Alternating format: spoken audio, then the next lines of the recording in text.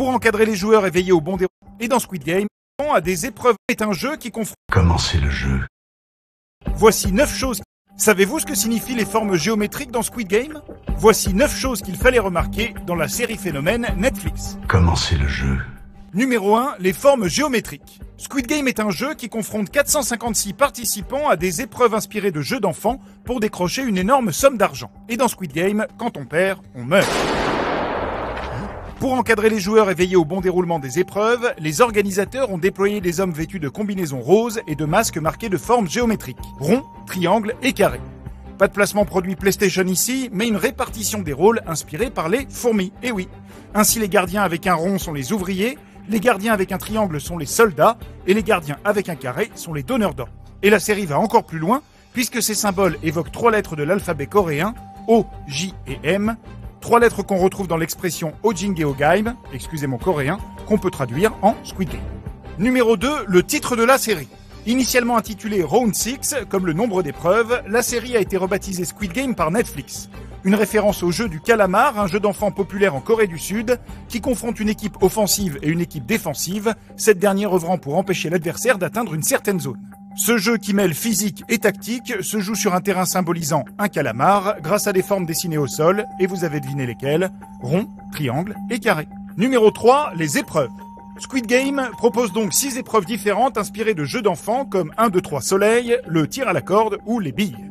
Une excellente idée du créateur Dong-Hyuk Hwang qui touche ainsi la fibre nostalgique des spectateurs tout en leur permettant de comprendre très facilement les règles de chaque défi.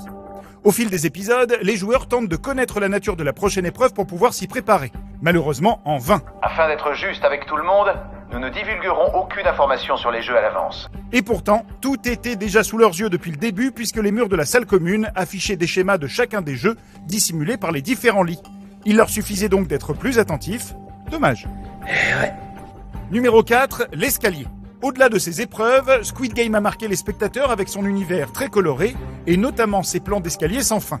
Entièrement construites en décor réel, ces marches s'inspirent du travail de l'artiste néerlandais Maurits Cornelis Escher, connu pour ses œuvres et ses dessins de construction impossibles, défiant la logique et la géométrie.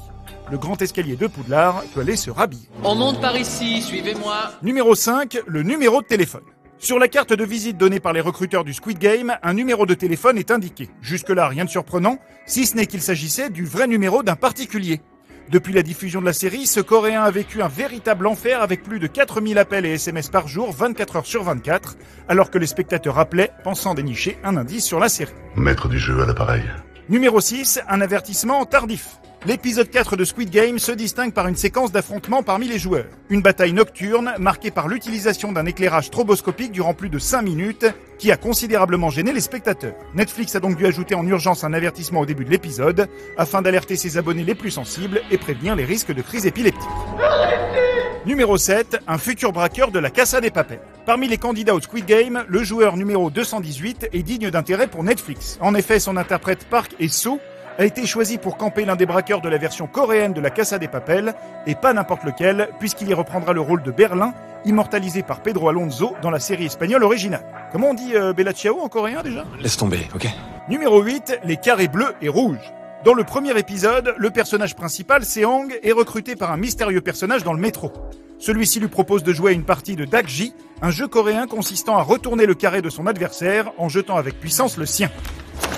Avant de débuter le jeu, le personnage doit tout d'abord choisir sa couleur, rouge ou bleu. Un choix